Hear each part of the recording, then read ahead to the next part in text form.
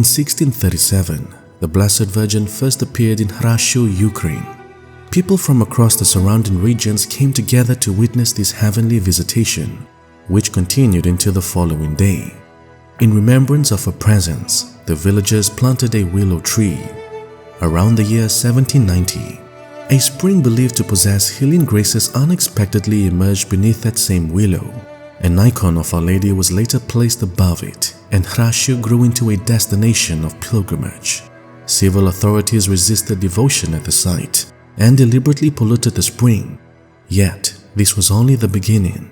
There would be 2 reported apparitions in the 20th century that were remarkable because they occurred 73 years apart.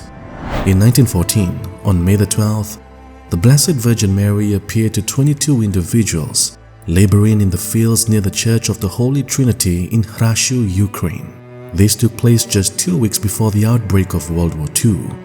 On that day, Our Lady addressed these 22 witnesses with the following words: "There will be a war.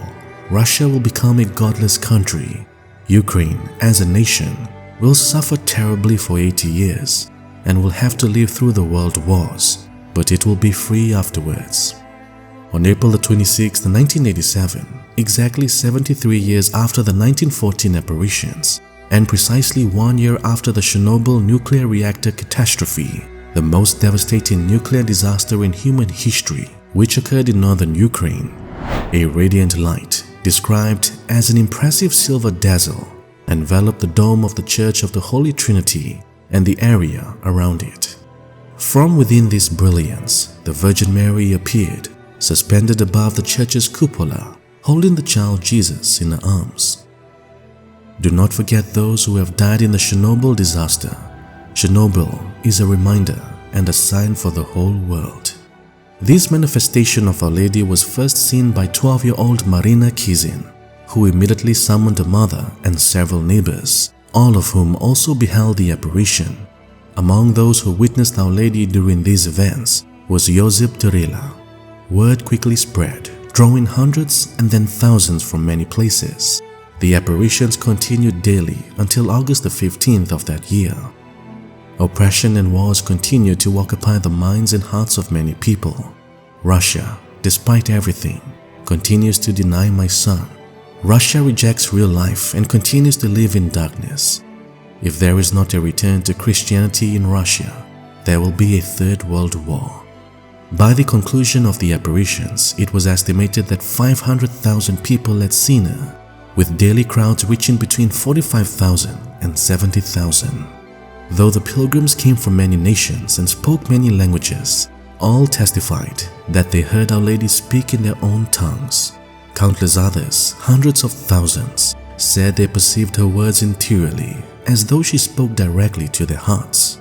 All of this unfolded over a span of roughly 4 months. Priests arrived and celebrated Holy Mass before the church, sometimes offering as many as 10 masses in a single day. These clergy took great risks since the Catholic Church had been forced underground for more than 40 years under Soviet oppression. Teach the children to pray. Teach them to live in truth and live yourselves in truth. Say the Rosary. It is the weapon against Satan. He fears the Rosary. Recite the Rosary at any gathering of people. Only in December of 1989, amid the liberalizing reforms of Soviet leader Mikhail Gorbachev, was the church finally permitted to function openly once more. Our Lady gave a very important and urgent message for the world. But first, she spoke with great love to the people of Ukraine. I have come on purpose to thank the Ukrainian people because you have suffered most for the Church of Christ in the last 70 years. I have come to comfort you and tell you that your suffering will soon come to an end.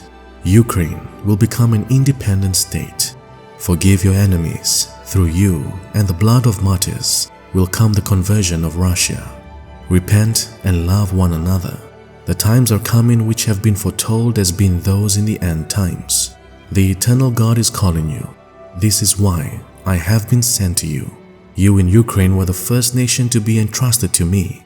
Throughout your long persecution, you have not lost faith, hope, or love. I always pray for you, my dear children, wherever you are.